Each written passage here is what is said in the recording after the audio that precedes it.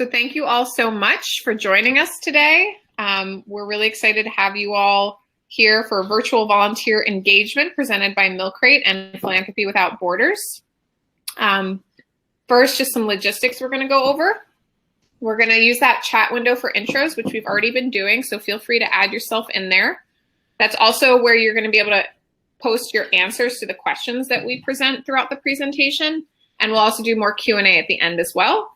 And just another reminder that we are recording, and we'll talk about getting slides in the recording afterwards, so don't worry, that is an option. So again, introductions, name, organization, role, location, and if you've got a fun fact or silver lining from quarantine this week, please do share in the chat. The agenda for today, we're going to go over the agenda, do our introductions. We're going to do a 20-minute presentation from Philanthropy Without Borders, a 20-minute presentation from MilkCrate that kind of builds on that, and then we're going to do a Q&A at the end and discussion. Just a quick intro about me. I am the founder and CEO of MilkCrate. We're a tech company based here in Philadelphia. We work exclusively with nonprofits who want to take their program online so that they can better engage volunteers, program participants, or beneficiaries using an affordable mobile app that is completely tailored to their needs. And that's what we make possible with our platform. And I'll get into that a little bit more later. I'm very involved here in the nonprofit world. I sit on several boards. Oh, we've got another person joining. All right. There we go. And my contact info is there as well as littered throughout most of the slides. Great, thank you, Morgan. Oh, and I'll just ping you every time I want the slide to advance, right? Great. Yeah. Hi, hello everyone. I'm Caliopy Glaros. I'm here in Portland, Oregon, navigating this same crisis with you moment by moment. My work is really at the nexus between connecting funders who could be donors, could be grant makers, could be volunteers, implementers, which are the nonprofits like yourself, and the people that they impact. And I do that through a variety of ways. I do help advise on volunteer programs, on donor engagement programs, everything from the communication side of it all the way to what I call immersion, which is actually bringing our donors or volunteers in direct contact with the mission and with the work that they're helping to fund. A lot of my experience has been all over the world. I've worked with organizations that have programs in about 60 countries around the world. So the virtual component of what I've been doing for a long time. It has predated the coronavirus because, as you can imagine, when you have work happening in so many places around the world, not everyone can actually travel to go there and see the mission or volunteer in a really hands-on way. What I'm really doing right now in the bulk of my day-to-day is either helping people build new engagement programs from scratch, assessing programs that are already in existence and finding ways to sort of enhance and optimize them, and also coaching a lot of people because right now, I think many of you are either having to pivot your existing programs or you're trying out a lot of new stuff. And so I've been working with leaders in development departments or different engagement departments to really help them envision these new initiatives that they're doing, right? So that's kind of the work that I've been doing day to day. We're going to go on to the next slide, which is just the kind of introduction slide. I've got 20 minutes with you all, and it seems like many of you have really deep experience in volunteer work. Many of you, your positions are as a volunteer coordinator, which is fantastic. What we're going to get in this 20 minutes, one, I want to give you a framework that you can use to really evaluate your virtual volunteer program through the lens of how you're meeting your volunteers' needs. And I also want to give you some very practical tips for how to meet those needs. Easy stuff that you can do this afternoon, and also larger stuff that will maybe take a little bit of time to think of and envision. We're going to move to the next slide, which is actually the first question that I get. I've done a lot of webinars and speaking now on kind of the future of volunteer and donor engagement. And one of the first things people ask is, you know, what do our virtual volunteers do, right? Especially if you're from an organization that has relied heavily on in-person volunteers and, you know, or large groups of volunteers who can't gather in such large groups at this time. And what's So what's kind of easy and hard about that is, some folks will say, okay, well, our volunteers are building houses. What can they do virtually? Or, they're going in and cleaning animal cages. Well, obviously we can't have virtual animal cage cleaning. We can't do virtual house building, right? But what other kinds of needs does your organization have? What unmet needs do you have? And how could volunteers fill those? And so, a lot of the work that virtual volunteers might already be doing for you could be in the administrative needs or in fundraising, or it could be programmatic, right? When we think of things like translation, writing and editing, procuring stories and testimonials, those stories or testimonials could be from your donors. They could be from your program participants as well, right? What I want to say here, as you're looking through this list, if it's inspiring you to think of new ideas to engage your virtual volunteers or not, what comes to mind is actually a panel that I was on last week with Cherry and Koshi from Des Moines Performing Arts.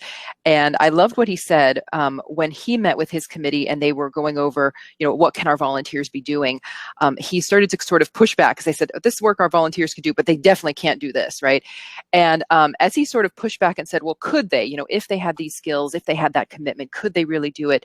You find that actually volunteers can do anything. Your volunteers can perform any role in the organization because, of course, we have volunteer organizations that are entirely volunteer run, right? You have a volunteer board, a volunteer executive director.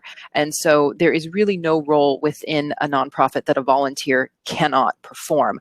Of course, they have to have the skills, the experience, and the commitment to perform such a role. But as you're thinking about, no, volunteers, they couldn't possibly do that, really push back on some of those assumptions because I think that there's quite a lot volunteers can do. Actually, and I didn't say this in the beginning, but I'm really happy to sort of take questions throughout. I'm not going to be checking the chat too much, but as things come up, feel free to chat there, jump in. I'm really happy to take questions. And this will be a fairly short session. We're not going to spend too much time thinking about how to repurpose your in-person volunteer programs into a virtual format, because I think for each organization that has to be very customized. What instead we're going to talk about is once you have volunteers on tasks, how are you going to be engaging them? So when we go to the next slide, a point that I really want to make here is that virtual volunteers are not virtual assistants. A big pitfall that I see that a lot of organizations do is think, okay, we want our volunteers to do some data cleanup. We're going to pull the Excel spreadsheet, give them the task list. We'll send it to them. We'll provide the instructions in an email, and then we can just sit back and forget about it. And then hopefully when the deadline rolls around, they'll send us the spreadsheet back and we'll have what we need. Great. You can really only get away with that maybe 2 or 3 times before you start to lose people. I think in this rush to pivot and do a lot of virtual volunteer programs, I'm seeing certain steps being bypassed in terms of screening people, in terms of meeting with them, really matching their skills and their what excites them to the kinds of roles that you have open, and also that human touch, right? Keeping in touch with the volunteers. So we're going to be talking about that in the next slides. But what I want to say is volunteers are not people that you can just send a task to and forget about it, and then it comes back to you and you say thank you and move on to the next task.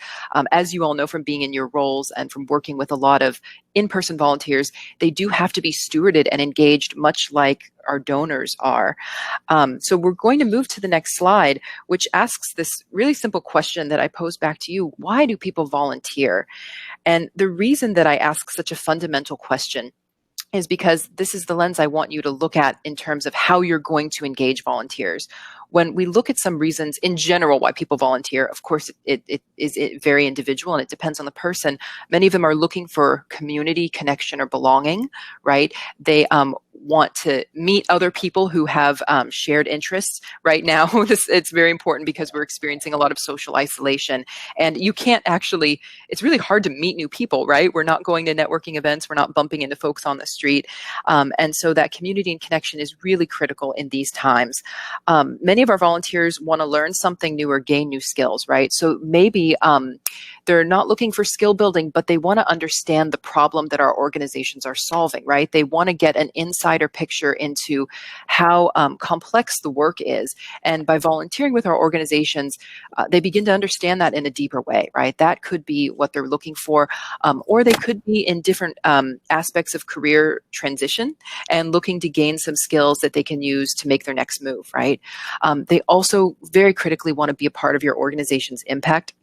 Especially now, I think this is why we've seen such a surge of donations and also volunteer requests to organizations that are really on the front line of helping people who are impacted by the coronavirus. Right now, there's so much about the current pandemic that is out of our control, right? We can't predict it, we can't control it, and it's an empowering move to focus your attention on the things you can control, right? And so, volunteering with an organization, even in a virtual way, is a way for them to affect positive change and do something within their control. I want us to be keeping these in mind because as I move into the next slides, we're going to be looking at ways that you can meet those needs in a virtual format with those volunteers so that you can retain them to continue to do good work for your organization. So going to the next slide, we're taking a look at community connection and belonging, and here are some of my tips. It's so important to maintain that human touch, right? So please continue to be screening and onboarding volunteers. And I always prefer to do this like over the good old fashioned telephone or through a video conferencing platform, not just through email where they never actually get to hear somebody else's voice.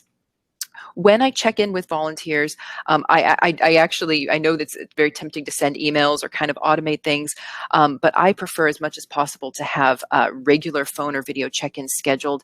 And for those of you that have like tons of volunteers, hundreds or thousands, I know it's not possible for you to call every single one of them, but there are ways to use technology to automate some of these processes, right? So use technology where it serves you, right, in some of that, and use the human touch where it's really necessary. Right now, I think it's a good time to also begin thinking about virtual events and engagement opportunities for volunteers. If you're used to having kind of appreciation events or happy hours or other things in person, there are absolutely ways to pivot that to a virtual format. But with those events, I think the networking and the connection component is really essential. So I want to stress that these are not like webinars where you have 100 people joining and someone's just giving a presentation or saying thank you.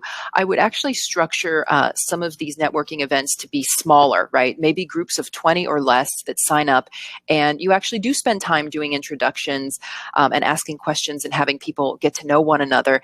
And here's the thing, you can have a volunteer moderate it, right? So for those with thousands of volunteers and you're thinking, gosh, I can't be hosting these 20-person sessions, every single day or every week, put your volunteers to work on some of this and have them actually host and moderate some of these networking opportunities for you. That can be a good way of leveraging them. If you truly have a lot of folks that you want to connect, and a synchronous sort of live virtual experience is good, but it's not going to capture everyone you need.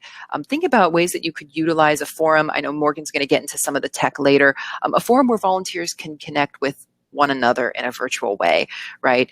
And this kind of leads us into our next slide too, but setting up a mentorship program, especially for those who are really looking to gain new skills. I know we're really busy right now. Many of us are busier than ever. You can't offer deep mentoring with every volunteer who wants it, but this is a way that you can actually engage some of your senior volunteers, the ones who've been with your organization the longest, who know you in and out, to sort of onboard and mentor the new volunteers. That is something else they can potentially take off your plate.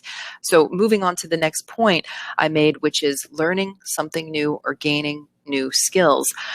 I talk a lot about, I'm sure many of us are doing skill matching, right? Making sure that the volunteers that we have serving certain roles are equipped to do so. But I also want us to be thinking about motive matching. So why are they volunteering? Usually in the screening process, I ask them a bit about what's motivating them. So beyond their connection to the mission and their desire to help, are they looking for resume building skills? And I think it's very fair to just come out and ask that, because then I can be thinking about what projects to give them. It's also fair to say, if they have a lot of deep experience, do they want to be volunteering in a way that leverages their experience or not, right? So if they've, spent the last couple decades being an accountant, do they want to be volunteering in some kind of a financial role, or do they want to, are they like, I'm done with that, just give me data entry or give me something different, right? So really make sure you're connecting with their motives as well, so you're sending them the right kinds of tasks. A lot of this sounds like, it can sound sort of like general volunteer best practices, but in the virtual world, it's so important that we do them because we don't have that human connection. And we know from decades of research that virtual teams, remote workers have issues of trust, right? There's trust is a really big challenge in some of these formats. So we want to be really clear. We want to be very explicit about, things like expectations and deadlines and things like that. With project-based tasks, so this is just another tip. Another thing that I see sort of happen is when you have a huge project that's done virtually, let's say this massive data cleanup, right, where you pull a gigantic spreadsheet and it's got the data in it has to be cleaned in a variety of ways, and it's going to take many volunteers, many hours to do so. See if you can parcel it down to those smaller tasks, right? Instead of just handing the spreadsheet to a volunteer with tons of steps and they might get, 3 hours through it and then say, I'm done, and you've got to delegate it to somebody else. It's really hard to pick up where someone else has left off and kind of, you're going back through their work and maybe you're seeing things that they didn't do as well. And it's hard to really know what stage the project is at. See if you can break those virtual projects down into smaller tasks. So maybe the first one is just go through column A and clean up the data in column A. That's it, right? Or go through column D, something like that, so that there's a clear start, there's a clear end. And if one volunteer has to hop off the project, it's very easy for another person to pick up where they left off and not have to worry about the work that they did or didn't do. We mentioned the importance of keeping in touch with people now and utilizing technology to do that, so that you can maintain the human touch. I'm going to move on to one of the last slides that I have, which really the third reason we talked about. Volunteers want to be part of your organization's impact. And this is so important in a virtual space because it's really hard to see the forest through the trees when you are doing data cleaning or when you're transcribing, virtual calls, or when you're translating things. It's hard to see, like, how is this project actually impacting the larger organization or the people that you are helping or the outcomes that you want to see from your work, right? So it's so important that we share those results with our volunteers, but do so in multiple formats, right? So you can have virtual sort of events and happy hours, as we talked about, emails, but also phone calls, sending handwritten cards or swag. Think about sort of a multi-sensory approach that you can have to thanking your volunteers and to letting them know how they had impact, right? Also ways of recognizing them, whether that's through your website or social media. That kind of recognition is important because you're not physically there to thank them, or invite them to your in-person experiences right now. So the way that you can make them more visible through some of your platforms is going to be really important. And the last point I want to make with this too is inviting them to participate and to support the organization in other ways, such as donating, right? I really want to dispel the myth that there's no correlation between volunteers and donors, or that people volunteer their time because they can't or don't want to give monetary support. That has been debunked in so many ways. We know from a 2018 study that Fidelity Charitable did, 79% of donors had actually volunteered in the last 12 months. 87% said they gave money to an organization because they volunteered, right? There is a strong correlation between volunteering and donating. So make sure that you're inviting your volunteers to those events that recognize your donors, that you're inviting them to support the organization through giving.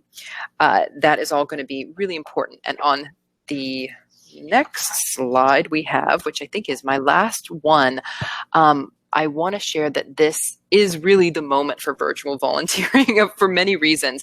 The last bullet point I made on this was, I said that there's a strong correlation between people who can donate and people who volunteer.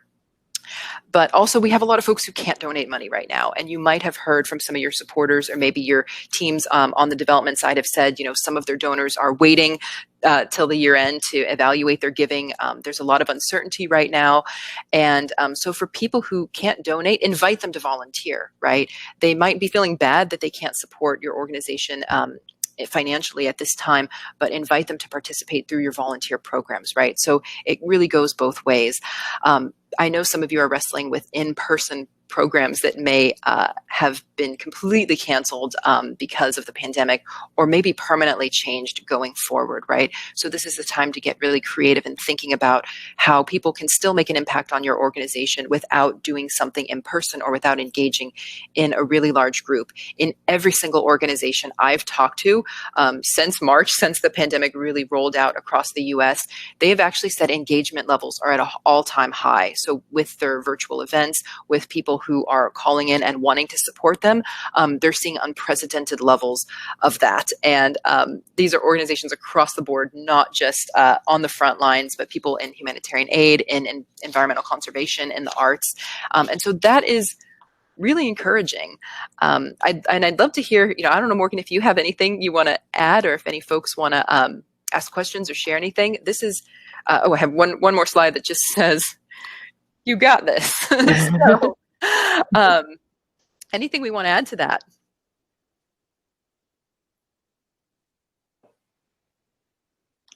If there's anyone in the chat. I think it's really encouraging what you were saying about like the unprecedented levels of engagement. I think that really speaks to people feeling like they want to be involved and be a part of helping, which is really wonderful to hear that that's really what's happening. Looks like we've got a lot of new intros, but no new questions on here. I also would love to see maybe if we could get those stats about the connection between volunteering and giving. I'd love to get those numbers because I know I want to look at them and share them. And I think maybe if there's anyone that's a development person or a volunteer coordinator on here, that might be a useful number for them to kind of use internally. So if we could get that, maybe when you have a sec, we could share that either in the follow-up email or in the chat. Yeah, so a lot of that was from a 2018 study from Fidelity Charitable. So looking at the donors who have donor-advised funds. And there was another one from CNCS that was done in 2017. Of course, we don't have data yet for what 2020 is going to look like. And even 2019, it actually takes a while to aggregate all of the data. But I want to say, too, I hope that folks are also tracking this internally, because there are ways of looking and finding those correlations between the folks who volunteer and the folks who donate, and tracking if their donation has gone up since they began volunteering, or if they have changed status. Those are some of the metrics that we look at also. So I think looking at those correlations in your own system provides some helpful data that you can kind of compare to what the sort of nationwide averages are. Yeah, and and as you mentioned, I'm going to talk to actual tools that you can use for volunteer engagement, and we're going to talk a little bit, I can mention how we're going to work on integration, but quick interlude, just since most of us need probably something warm and fuzzy to brighten our days. This is Maple, in case you haven't noticed her climbing all over me during the call. So this is our intermission break, 30 seconds of cute kitten time. Okay, that's Maple. We've had our intermission. All right, let's move on. Maple, get off my headphones. All right. So here we go.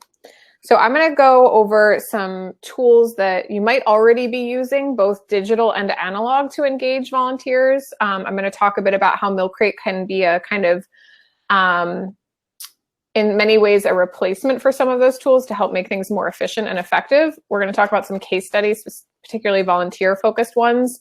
And then one of the most important things is, when does it make sense to implement something like a MilkCrate app and when does it not? Because mobile apps are not the solution for every problem, and we want to make sure that you have at least the beginning sense of how to self-evaluate. And then if there's an interest or it seems like it might make sense, we can have a conversation after the webinar about having a proper discovery call and see if we can be helpful for your volunteer program or another program that you're running.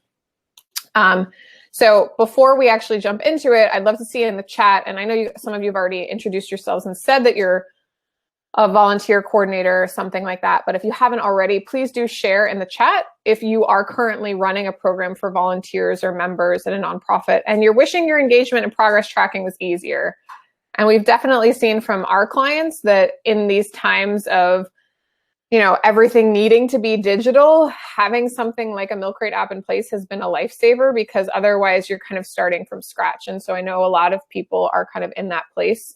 And I'm curious if anyone on the call has been dealing with those kinds of challenges, and maybe any solutions you've been looking at as well. So if you have anything, feel free to put that in the chat. All right.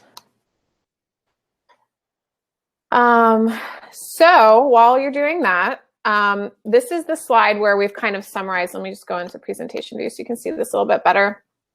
So this is everything at the top are kind of analog, old school tools, things that you might have used to engage people in the past and maybe currently.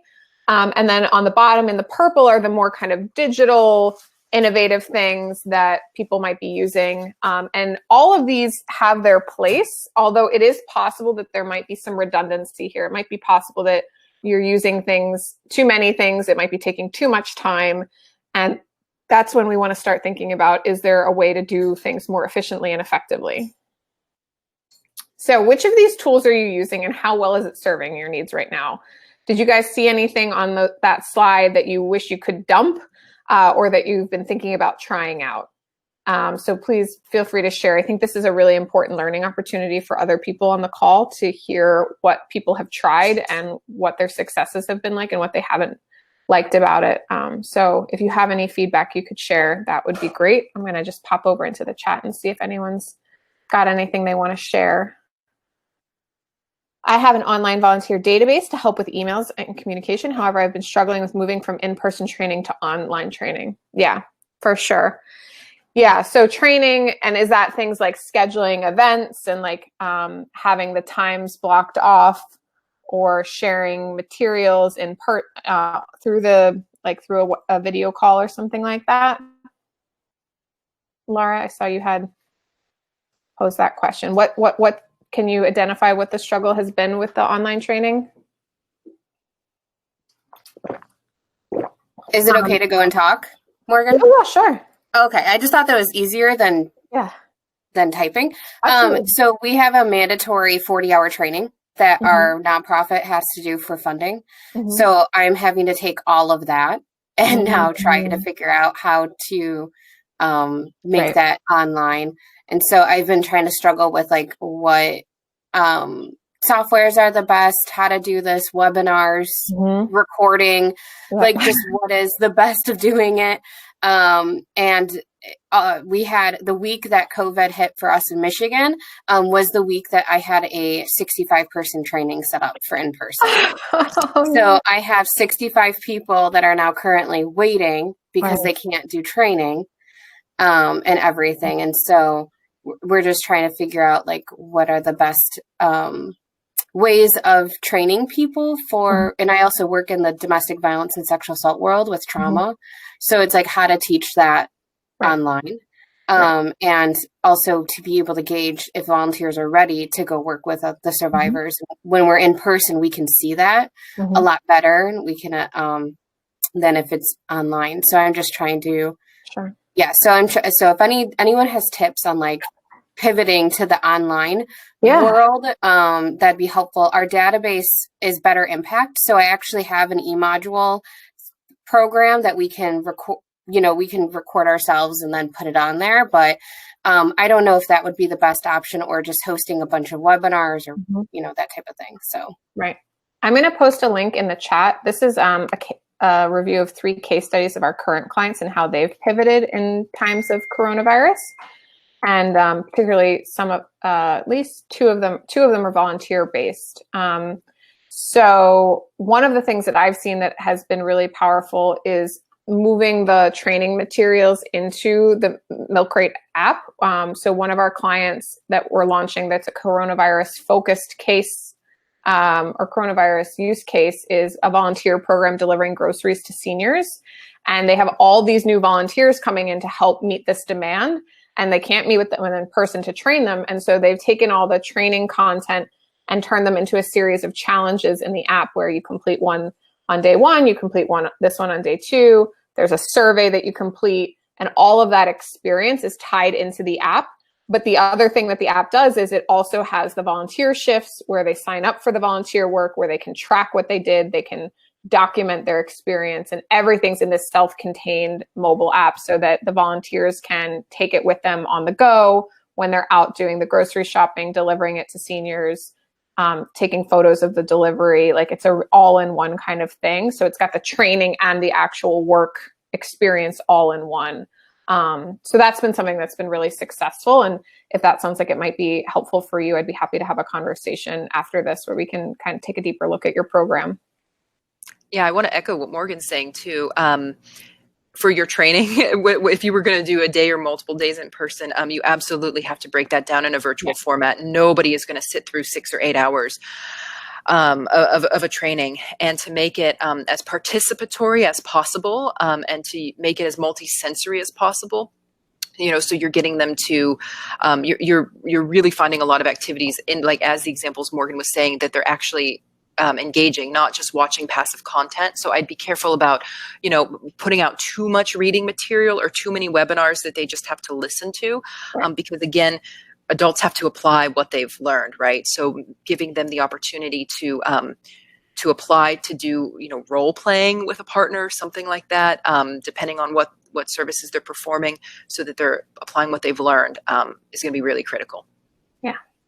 Great question. I'm sure lots of people are struggling with that too, which is why we're doing this webinar. So I'm going to go back to, quick overview of MilkCrate again. We are a platform that launches nonprofit program apps for the people that you're serving. This is not a donor management tool. This isn't a CRM. This is designed to be the thing that the people you're serving or the volunteers that are doing the work, they interact with, so that you can deliver training materials, actual volunteer shifts, other kinds of service-related content and activities right into their hands and their phone, using ready-to-go features like surveys, event calendar, volunteer shift sign-up, directories, resource guides, chatting with mentors or staff, all kinds of different features that are already built.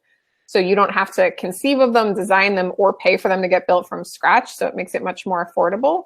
And then the admin dashboard that comes with it, where you can manage your users, add new content, generate reports to track what volunteers are doing, what they're achieving, how they're progressing, and things like that.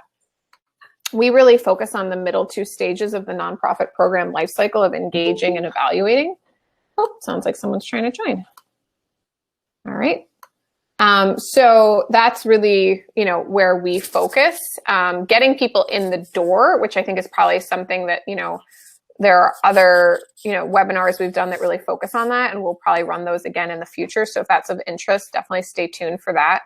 I mentioned again, and this is one of the case studies on the link that I posted in the chat a few minutes ago. Inner City Capital Connections runs a program using the MilkCrate app system, and we were so grateful that they already had this in place, because they run so many in-person programs in addition to their digital programs. And so being able to already have that digital platform in place meant they could make a really smooth transition once everything had to go completely digital. And this is the kind of best case scenario, but in the case of that other nonprofit I mentioned that's launching a volunteer initiative in response to COVID, delivering groceries to seniors, we got in touch with them maybe a month ago, and their app just went live in the App Store, and volunteers are going to start using it this next week. So we're able to, move quickly, and that's really important, especially in these times where everyone's having to pivot and shift resources and shift strategy. The basic flow when you have a volunteer app or any kind of app on the MilkCrate system is like most apps. You're going to download it from the App Store, find the name, the brand that is your program. Your volunteer is going to create a profile. They're going to join a segment typically. So they're in the Philadelphia team or the Portland team, or they're on the food delivery team or the data entry team or the 10th graders and the 12th graders, whatever the way that you might segment your volunteers into different groups. And then they're going to start earning points for achieving those goals, for filling tasks and helping to contribute. I mentioned some of the templated features, but this is how you can kind of think about structuring your app, where you've got an events calendar, you can send push notifications, having a directory of places they might check in at, sharing different kinds of content and media, being able to do polls and surveys. These are all the kind of basic building blocks of how to create an engagement platform that's designed based on the needs of your program, because not everyone needs surveys, not everyone needs a directory, but this way you can pick and choose what works for you and your volunteers or the people that you're serving with the app. So quick question to put in the chat: what engagement or tracking problems do you currently have with your volunteers and your members?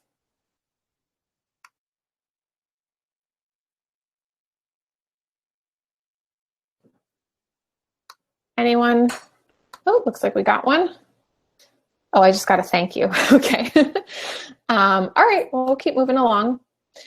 So this is an example of a volunteer initiative that I absolutely love that we work with. So this is, oh, let me just jump to this one actually. So the Read by Fourth initiative, this is a program where the Free Library of Philadelphia has partnered with organizations to help get all kids on grade reading level by the 4th grade. And I created this slide back when I was getting married, so I was thinking a lot about wedding cakes.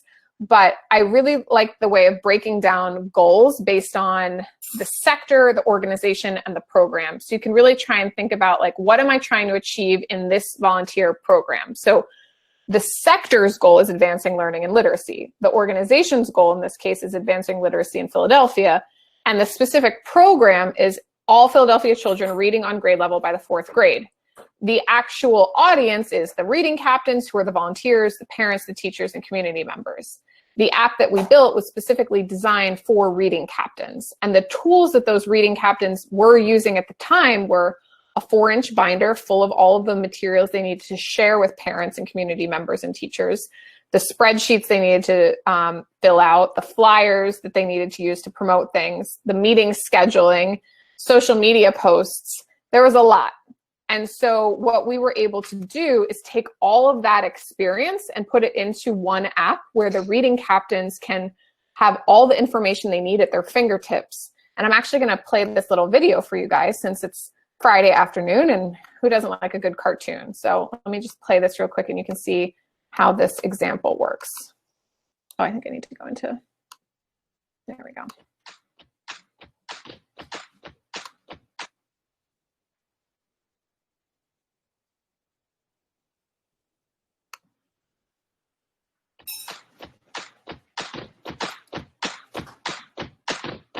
Directed by the Free Library of Philadelphia, Read by Fourth is a citywide campaign that connects volunteers, families, and the community to a shared vision of ensuring that all children will be reading at grade level by the time they enter the 4th grade. Unfortunately, in the city of Philadelphia, almost 2/3 of the children entering 4th grade are unable to read at grade level, but have no fear, the reading captains are to the rescue. MilkCrate is proud to team up with the Free Library to launch Read by Fourth's very own Reading Captain app. The reading captains are now here with their app to help Philadelphia's children grow into strong readers so that each and every child has the opportunity to be exceptional learners and help parents be more informed about the literacy resources available throughout the city. Through the app, captains are able to learn about Read by Fourth's programs, services, and volunteer opportunities, register for events and workshops, share and connect parents to upcoming reading workshops, report and track volunteer hours, and recruit more reading captains. Administrators are also able to track specific activities, challenges, and actions that reading captains encourage parents and kids to take. For example, going to community meetings, going to reading captain meetings, or sharing info on social media. The Read by Fourth app will be the central hub for reading captains as they connect with families across the city. It has information for families to help their young readers elevate their reading level, as well as tools for reading captains and parents to stay engaged with the initiative.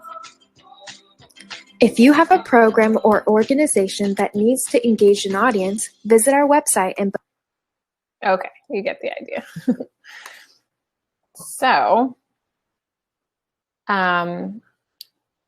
next question. How many of your funders have asked for program data, impact data, or progress reports, and then you've experienced some sort of barrier collecting that data? Because that's something that we see all the time where you're trying to run a great program, you're trying to make it easy to train and onboard, you're trying to make it easy for people to sign up and participate, collect information from them, but that takes a lot of work, and it doesn't necessarily, if you're, depending on how you're doing it, generate instant data around how well is that going. Does anyone have any examples of things that have been challenges for them or things that have worked really well for them? No visual. Carol, are you not able to see the screen? Okay, well, we can come back to that. So that's something that we hear all the time, and it's something that we really are excited to be able to solve kind of two problems at once. So when you implement a MilkCrate app like the Read by Fourth app for the reading captains, not only are you making it easier for your volunteers to stay up to date on the latest events and content and have the materials they need to go out and do the work, but every time they're doing something, it's generating data on the admin dashboard where you can actually see in real time what your volunteers are accomplishing. And so it's both solving the engagement challenge and the data challenge at once. And that's really powerful. And that's why we really like tools that get put into the hands of the end user versus a tool where a staff person is having to do all the data entry themselves, having to collect all the information. It's a huge amount of work on the staff that they could be spending that energy elsewhere. So we really like this kind of virtuous cycle where funders are giving money to a nonprofit to achieve some sort of impact in the world, often through volunteer work. If they launch a MilkCrate app that those volunteers can use, then the data instantly appears around how well is that program going, what is the impact and progress that those volunteers are having that volunteers or that donors want to see so that they can keep making more donations and keep the funding coming. So that's the kind of virtuous cycle that we're trying to create here, where the MilkCrate app solves the engagement issue, but also the data issue. Another example that I love that's kind of very relevant to this time period and this idea of adapting to how do you do things digitally is actually on, I'll show you this case study. We talked a little bit about I posted that link in the chat. There's one of the ones that we talked about has actually ballooned into 2 different affiliates of the same nonprofit that we now serve. And I'll put this link in there as well. But the Youth Volunteer Corps was an all in-person volunteer initiative that once coronavirus happened, the teens obviously couldn't go out and do that work anymore. And so they've come up with online volunteer work and service work that the teens are able to do and using the app to engage and track that.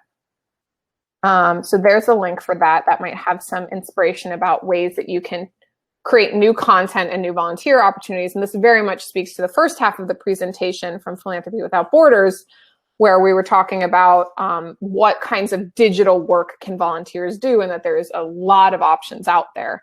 And so I think the YVC case study is a really great example of that. Couple other questions and bits of information, and then we're going to jump to Q&A. So I'm wondering if anyone has ever thought about accessibility and mobile phones, and which demographics are you more likely to reach? Is there a magic bullet to reach everyone? Surprise answer, no, there isn't a magic bullet, but mobile is the best way. This is Pew Research Center data showing that Americans of all ages are increasingly likely to say that they mostly go online using their smartphone. And you can see that up until on the right-hand side, the majority of Americans have a smartphone. They subscribe to broadband, but this varies by education and income. But when you look at the majority, I mean, this is like 80s and 90s and 70s percentiles across the board for all ages, races, education levels, income levels, geography. The only time where it dips below even the 70s really is when it's 65 and older audience. And they're still, the majority of them are using a smartphone. So we definitely think this is very encouraging and important information to have, because often people might have assumptions about who has a smartphone and they might be underestimating it. And so if you're looking for a really engaging way to reach people, especially people who maybe don't have internet at home or a computer at home, this is the best way to reach them. Yeah, Morgan, I want to echo what you're saying too. Yeah. Anecdotally, I've been in touch with at least 100 organizations since the coronavirus hit. And in the beginning, everyone was like, our donors or a lot of our volunteers are over 65 or over 70. Like, we don't know if engaging them in a virtual format is going to work. Like, they've been resistant to it in the past. And that has completely changed. So now we're like 2 months out in May, and they have seen participation levels in their online trainings and their virtual events, at least, at an all-time high from donors in that 70 plus age group. And so like all the perceptions of a certain age group not, wanting to participate, not being tech savvy or not wanting to participate in a virtual format, that has completely changed. And so it's very encouraging, like you're saying. Yeah. kind of building on that, when do apps make sense? So we talked about demographics. We talked about how it can help with engagement and data. These are the kind of things that we're looking for in a good client. So if you meet this criteria, it's safe to say that like we could be really helpful. So number one is you have to have a goal to better engage your program participants or your volunteers and track that data. If that's something that matters to you, then like that's what we're built for and we wake up every day excited to do. We have to come up with a way so that the app is valuable to the end user. So it's making their training easier. It's making it easier for them to consume content. It's making it easier for them to communicate with you. It has to make their lives easier in some way so that they're motivated to use it. The strategies around gamification and visual progress, that's something that we have to offer that can be really valuable and kind of different from other things that you might be already using. We want to be valuable to the staff. We want to be something that helps free up time as a tool for program management so that you can not have to enter in those sign-in sheets or send out dozens of individual emails and things like that. And finally, we want to be valuable to your funders so that they're able to see that transparent success data so that they want to keep funding you. I've come up with this really simple chart to try and explain when it makes sense to use a mobile app. And obviously we think MilkCrate is, for most instances with a volunteer program, the best way to do it, the most affordable way to do it. But it's if you need that consistent engagement and that behavior data, that's when we are definitely the right choice. But if you don't need both of those things, then maybe a website or some other tool might be a better fit. And we can figure that out on a discovery call. So who has explored an app before and found that it was going to be too much time, money, or beyond your expertise? Because that's something I hear all the time. And it's kind of what I like to end on as like we hear that and we get it. And that's why we exist, is to be the solution to that problem. Because instead of building everything from scratch, because we've created templated features, we don't have to go through the lengthy and expensive process of figuring out what you need, designing it, building it from scratch, and then deploying it and supporting it just for you. Instead, we've created a system where we've developed a system that each nonprofit is benefiting from the shared technology, and therefore it's faster and more affordable and more designed to meet your needs. And so I just want to make sure that that's super clear, that this isn't building something from scratch. It's not a super expensive, lengthy process. It's really designed to meet the needs of nonprofit programs so that they can get something launched and out the door quickly. So I'm going to stop there. And we're going to transition to questions. I also want to make sure that you all know that we have a survey. I'm going to show you what it looks like. So I'm going to post this in the chat window. So if you all would please take a moment either now or afterwards to fill this out. And anyone that fills it out will get a copy of the slides and the recording. So if you want either of those things, we just ask that you take a moment to give us some feedback in the survey, and we'd really appreciate that. So would love to see any questions you might have in the chat now. I'm going to stop presenting. This is a great time just for anything that may have come up throughout the presentation that you wanted to hear more about. Yeah. And I think you're still on mute.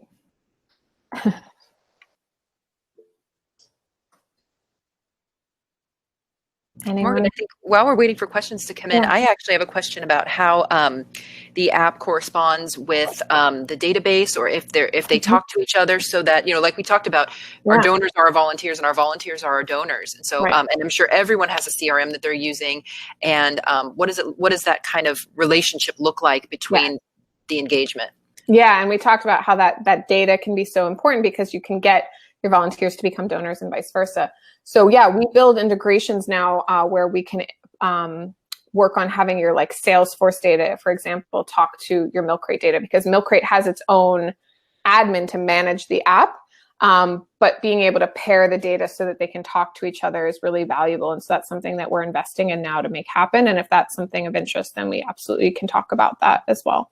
But yeah, you're absolutely right. And that's something that, you know, all of these tools eventually are going to be able to talk to each other, but it's just a matter of building the connections. But yeah, that's what we're moving towards, because we absolutely see the need with the nonprofits that we work with. A lot of them are using tools like Salesforce or Blackbaud and wanting to make it so that the data from their donors can talk to the data from their volunteers, because there's probably a lot of overlap there or opportunity for it. Right, great. I want to say too, I mean, if anyone has a question, they can just pop off their unmute and ask. Yeah, there's not that many people live as well.